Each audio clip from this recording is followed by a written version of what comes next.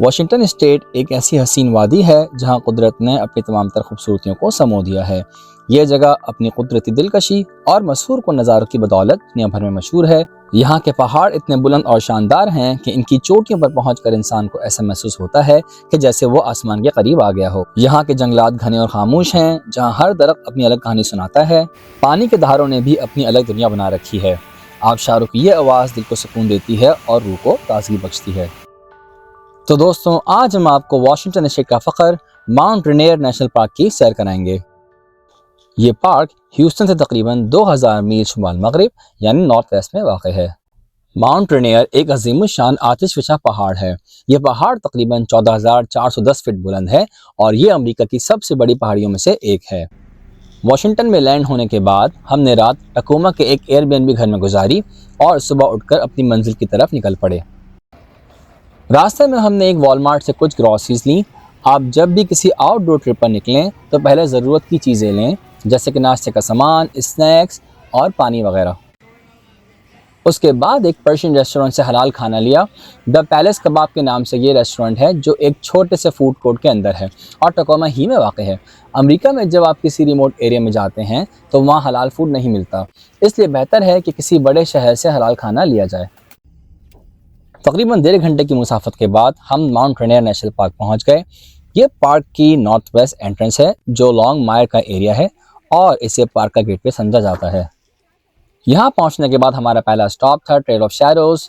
ये एक family friendly trail है जो 0.75 मील लंबा एक लूप है और आप इसे बासानी आधे घंटे में कर सकते हैं। हम इस ट्रेल के एक मशहूर स्पॉट पर आ गए हैं, जिसे 1890 में टकोमा के एक अखबार ने लॉन्ग मायर मेडिकल स्प्रिंग कहा था। कहा जाता था कि इस चश्मे के पानी में मौजूद मिनरल्स की वजह से इस पानी में हीलिंग पावर थी और लोग दूर दूर से यहाँ आकर पानी में अपने आप को गीला करते थे। ये बुलबुले देखें, ये कार्बन डाइऑक्साइड गैस के बुलबुले हैं जो चश्मों से निकल रहे हैं।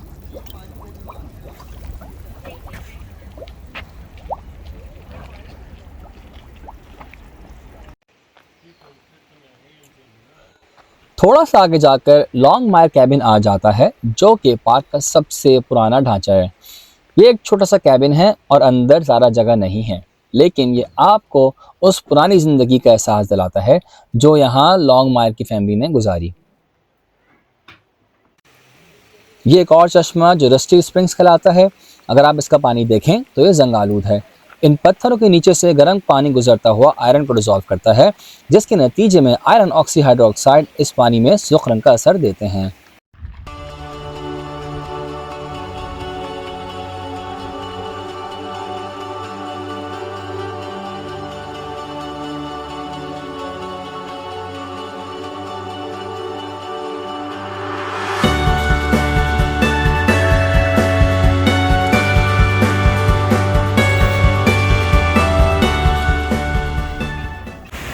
ट्रेल ऑफ शैडोज़ के बाद हम अपने अगले स्टॉप क्रिस्टीन फॉल्स ब्रिज की तरफ निकल गए। ये फॉल का ब्रिज के ऊपर से व्यू है।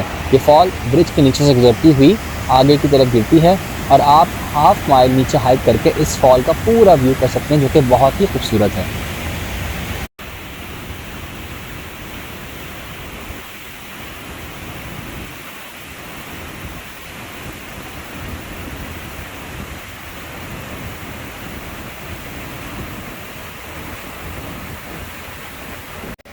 ये हमारा सेकंड स्पॉट नाराडा फॉल्स है।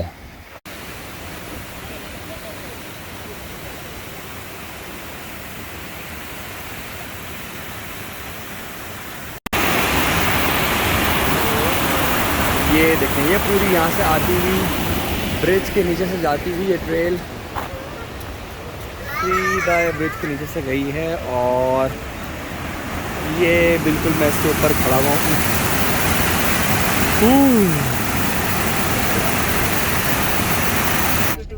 नाराडा फॉल्स के बाद अब बारी थी हमारे दिन के आखिरी स्पॉट रिफ्लेक्शन लेक की। लेकिन जूं हम ऊपर की तरफ गए तो हमें ये देखकर बहुत हैरत हुई कि मई के आखिर में भी यहाँ बर्फ जमी हुई थी।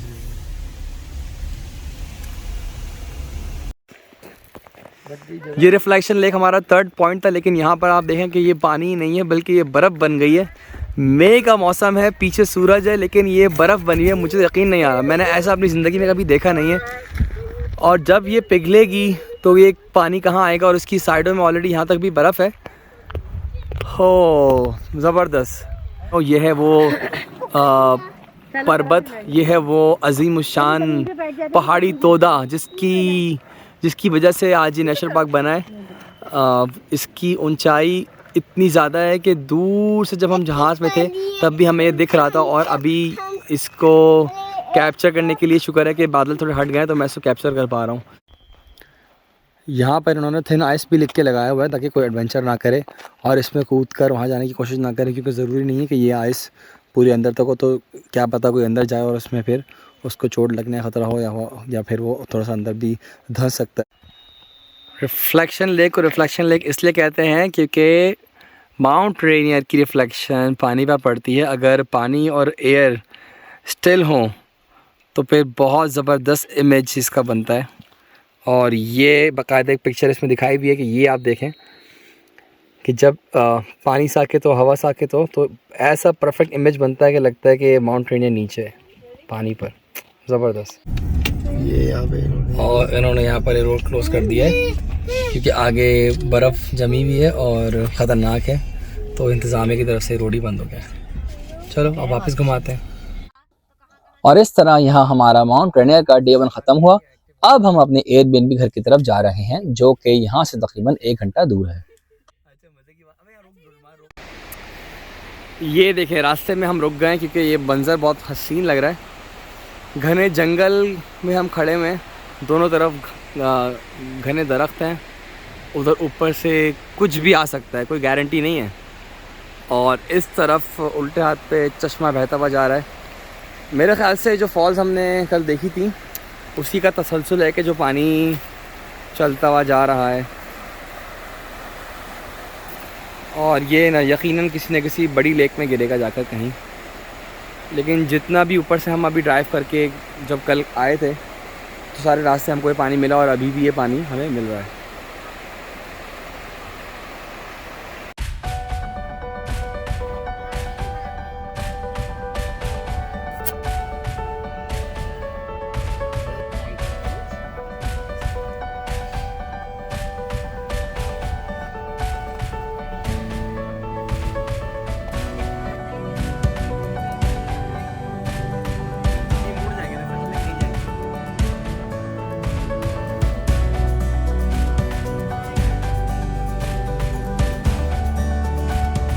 ये हमारा फर्स्ट स्पॉट है आज का, अल्ता विस्टा ट्रेल इसका नाम है, और हम यहाँ पहुँच गए हैं। अब हम इसको स्टार्ट करने जा रहे हैं।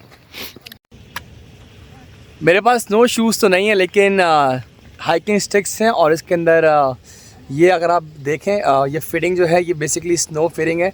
तो मैंने ये स्नो फिटिंग स्टिक के एंड पे लगा ली, तो इससे मुझे थोड़ी हेल्प मिल जाएगी।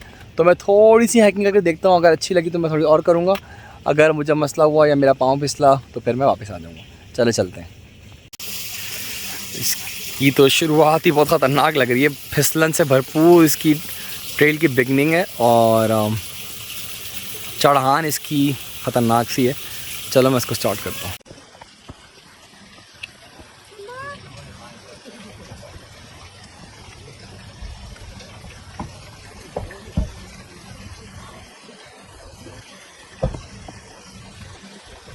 आधी से ज़्यादा ट्रेल मैं कर चुका हूँ, लेकिन ये रास्ते बड़े ख़तरनाक हैं, और अगर आपके पास स्नो शूज़ नहीं हैं तो आप स्लिप कर सकते हैं। बहुत सारे चांसेस हैं स्लिप करने के, और यहाँ पर मुझे दूसरे हाइकर्स नज़र नहीं आ रहे, कम आ रहे हैं।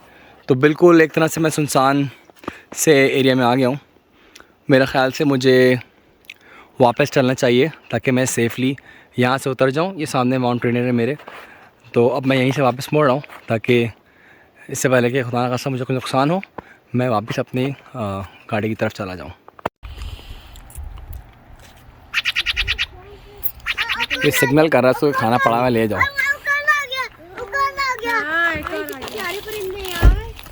वो ले गया वो शार की तरह वो ले गया। ये ब्लू वाले होशियार है, ग्रे वाला जो है ना बेचारा ऐसे ही है। वो आ जाएगा, तुम करीब मत जाओ उसके, रुक जाओ आशा।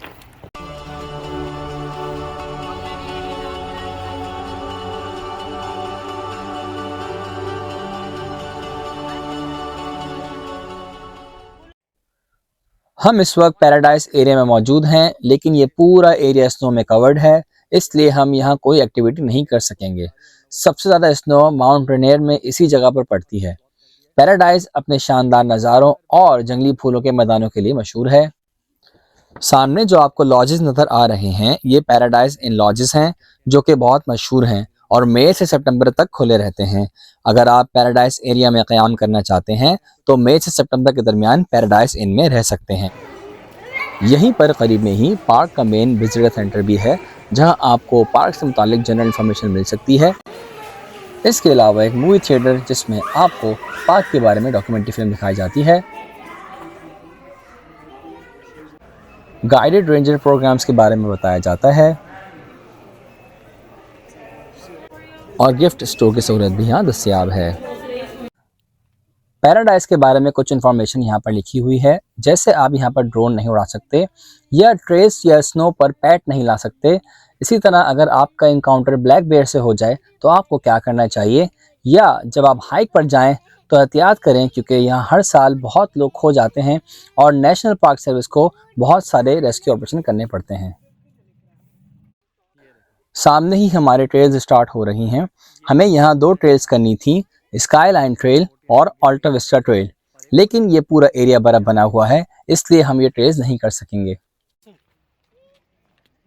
ये देखें किस कदर बर्फ जमी हुई है और उस पर चलना कितना मुश्किल है। अगर आपको पैराडाइज का एरिया एक्सप्लोर करना है तो आप सितंबर के एंड या अक्टूबर के फर्स्ट हाफ में आकर यहाँ की ट्रेल्स और ज़बरदस्त व्यूज़ को एंजॉय कर सकते हैं। उम्मीद है कि आपको माउंट रेनियर का ये सफ़र पसंद आया होगा, तो जल्दी से वीडियो को लाइक और चैनल को सब्सक्राइब कीजिए। नेक्स्ट वीडियो में मिलते हैं। अपना बहुत सारा ख्याल रखिए। अल्लाह हाफिज़।